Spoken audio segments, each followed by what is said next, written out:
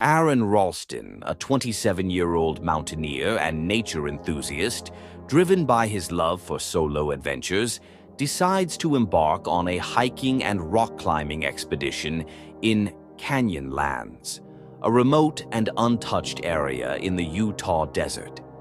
Aron, who deeply cherishes the feeling of freedom in nature, does not inform anyone of his whereabouts this time.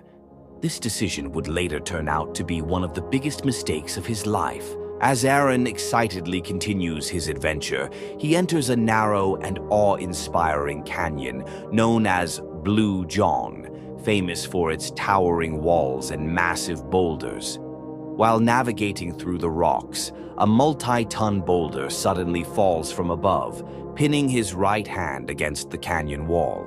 His hand is trapped and there is no way to free it. Aron finds himself in a terrifying situation, alone, with no means of communication, and in a place where very few people ever pass by. Over the course of 5 days, Aron fights to survive. He tries everything possible to free himself. He attempts to use his climbing gear to move the boulder, but it proves futile.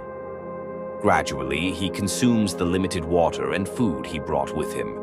As his body grows weaker, dehydration and hunger take a toll on him. On the 5th day, Aron realizes that if he wants to survive, he must make a brutal and difficult decision. He comes to the conclusion that his only way out is to amputate his own hand.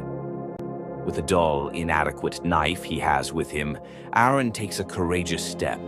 He first breaks the bones in his forearm and then uses the knife to cut off his hand below the elbow. After severing his hand, Aron, weak and severely bleeding, manages to pull himself out of the canyon. He traverses a long distance in the scorching desert heat. Using every ounce of his remaining strength, he searches for help and is ultimately rescued by a family who happened to be in the area by chance.